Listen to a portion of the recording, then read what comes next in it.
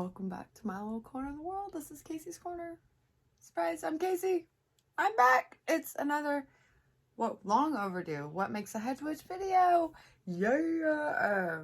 I'm so happy to finally be back with the series. And with this video particularly, it is way overdue. I've just really needed some, fun. I'm bipolar too, fun with my cycles and stuff. When it was a low cycle, it was hard to get stuff out, but I am having higher energy now, feeling better balanced out. Done a lot of processing for this, what I'm about to talk about, as well.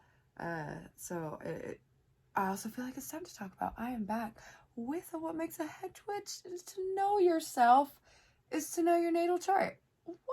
I am here with a review of my natal chart reading from Love From Within, with Theresa M. She is amazing. She's so sweet. Highly recommend getting, just first of all, I think it's just so important to get a natal chart reading at any point in time, just to know more about your natal chart. For me, pairing up, understanding that part of myself, that phrasing, that phraseology that comes with the zodiac reading and stuff, understanding those aspects of myself has really opened up a lot of doors as far as understanding, or at least applying the cognitive behavioral therapy that I took.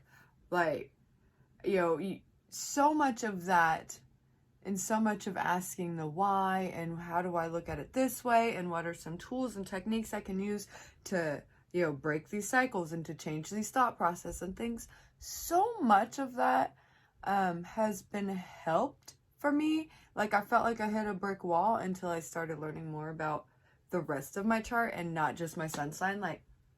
I'm an Aries sun, but there are certain aspects of myself that just didn't make sense with that. And, I always wondered. I always felt like, oh, I'm broken. There's something wrong with me. But it turns out, oh, surprise, surprise, I'm not broken. Nobody's broken. We're just all made differently and designed differently. Our stars are different. And learning about my natal chart has just, especially my moon, that was the first, entry, gateway drug to the rest of the chart and to this understanding. Because when I found out that I was an Aquarius moon, let me tell you, I was immediately messaging my sister and my husband and I was telling them, I have discovered this amazing thing. There's more to the natal chart than the sun. And this explains everything. I understand my bipolar disorder so much more now. Just that first time, just learning that initial, just reading that little bit about that part of me helped so much. So this, I will be redigesting and going over this chart reading that I got from Theresa for a long time. Just starting this journey and just starting to understand that there's more aspects of myself has been a multi-year journey. So I know me, I like to ruminate on things for a long time. Apparently it's in my stars. So and with Theresa, she made it so easy. She made it, and this is, first of all, I'm going to say, this is not paid. This is not a paid ad or anything. I sought her out. I have her, I listened to her on the Two Geminis and Leo podcast. Also highly recommend that. Learned so many things. Got to see them do the live recording at Anahata's. So I decided, that was going to be, she was going to be the person I wanted to get my natal chart reading from. So I definitely recommend checking that out. And listening to her show. Well, you'll hear her go over other people's charts and stuff on her show, with her co-hosts. And just by that, you learn so much, maybe about your own, if you have certain things that kind of line up or sync up, certain alignments with what they're talking about. You can learn a lot about your own chart that way, or just about understanding your loved ones and stuff. Like I know, like I know somebody that's like that. That really helped me understand them a lot more. And as far as this reading goes, first of all, so I met her at Anahata's. You can reach out to her, like I did, to set up the appointment to get it scheduled, through DMs on her Instagram or her Facebook. I think I was messaging her, on her Facebook or the Instagram. I don't know. Who knows? But I will have the links below. So she just made it super easy, set it up. She gave me the date, let me know what her best options were. We set up the date. It was in the beginning of this past month. Like I said, it's taken me a while to process all this. But, you get the date set up. She gets your email. So she emails it to you. She emails you a reminder, like, within that, time frame of like the day of or something, like, or the day before or whatever. So you don't forget. And you give her your info, and you find out the cost and everything, and do all that, get that paid beforehand, before the time of your appointment and everything, like always, pay for your services. It's, again, super easy. You can do it online. I think I went through PayPal, and you'll get the link to the email for a Zoom. She'll do this over a Zoom meeting. And so that way it is recorded, and you can have the chart up on the screen while she's talking to you about it, and then she'll send it to you and you can go over it afterwards. And that has been so helpful, because during it is like you're taking in a lot, especially if you're somebody like me who can get, really overwhelmed, and maybe a little, brain maybe wired a little differently and stuff. And it's really hard for me to ask questions there in the moment. And you can have the option to have your screen on or your camera on or off, because it's Zoom. I realized while I was doing, looking back over it for this, that it would have been helpful for me to have my camera on, because she doesn't know. She couldn't see when I was nodding. It was just when I was verbally, yes, this does make sense. So, if you can have your camera on, if that is up to you, mentally, I think that would be more helpful for your reader. If not, like I said, she didn't say nothing about it. She was perfectly understanding. I just wasn't in the headspace, I think, in that moment to turn it on. I know I was kind of like, once we got on the Zoom, the anxiety's like, and I can only deal with so much at a time. And turning my microphone on was as much as I could deal with in that moment, and that was fine. She was checking in with me and asking me if, things were making sense, if I was having any questions, and that was fine. And now that I was thinking, I was like, wait, did she tell me? Maybe it was better I don't have my camera on. I don't know, but you'll have that sorted out. That'll be sorted. One section that I wanted to share with you guys that was particularly, I guess, eye-opening for me is the part about my Aquarius moon, because, like I said, that has been something, learning. I don't know, every time I learn more about it, it's like, oh. So this part right here, she was telling me, you're Aquarius.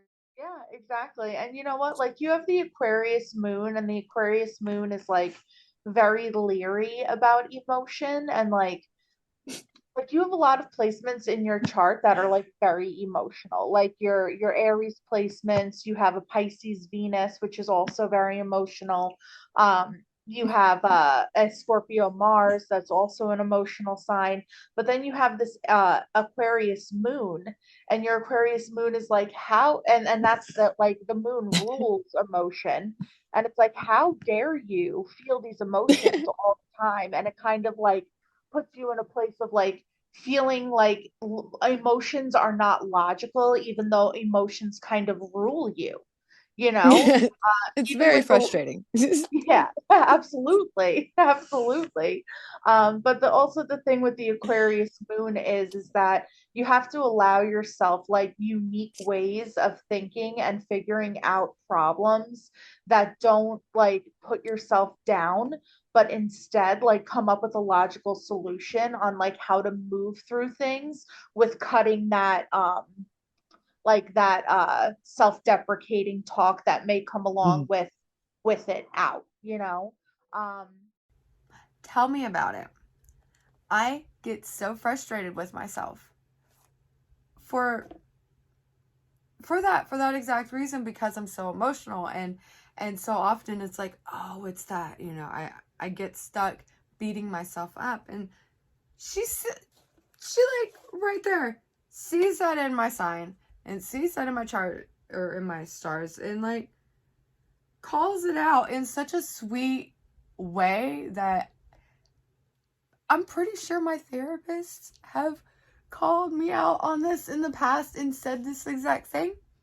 But funny how it doesn't quite ring true until somebody's saying it in your spiritual language. And that is definitely what this is getting to hear. It's definitely speaking my spiritual language. I highly recommend. I'm going to play that little segment, or I may have already played that segment. I may cut this out, either way. And it was an hour long. That was an hour long conversation. You get to go over like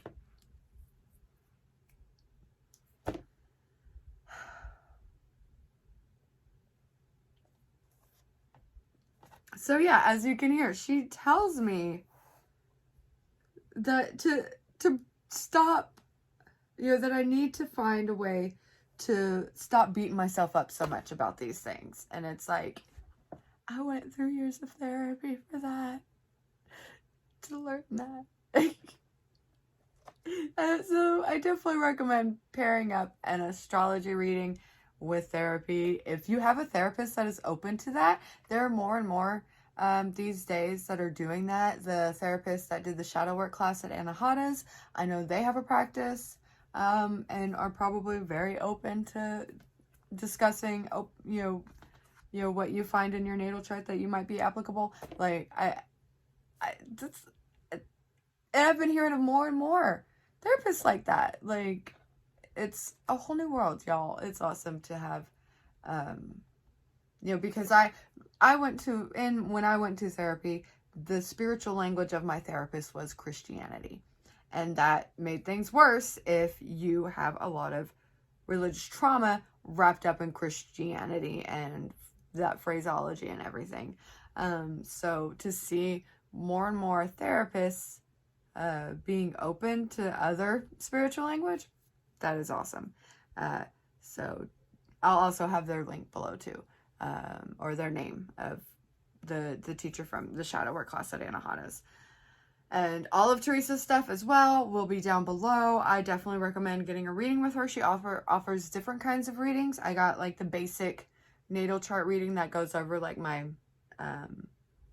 like my main placements, the houses they're in, how they work together. There's just so much. I cannot go over all of this in one video. It's just, I'm trying to transcribe it to write it down because that helps my brain. And I only got like 10 minutes in and I've already written 1, 2, 3, 4 and a half, 6 pages. Sorry, I can't count and talk at the same time. So yeah, I definitely, and that's on top of the notes I took during the reading. So this is going to be a wealth of knowledge, a resource I will be turning back to for a very long time. Again, I cannot recommend it enough. Have I recommended it enough? Maybe I have. I'll end the video now. I don't think I have. I'm going to make this, post it and say it more. So yeah, that's, know yourself, my fellow Hedgewitchy people. And even if you're not a Hedgewitch, I really think it's important for people to know themselves, because to know yourself is to, other people don't have as much control over you if you know you better than they do. So, there is that. And I love you guys. Thank you so much for being patient with me with my What Makes a Hedgewitch series. I know that's not as regular. I'm trying to get this one to be a once a month series. Same with all my other ones, just trying to get them a bit more monthly with at least something coming out each week. I'm getting there. Thank you so much for everybody for your support of these. It's been over a year I've been doing this. Also, be sure to check out coming up. I have segments on Your Average Witch where I talk about a lot of. I'm just gonna cut that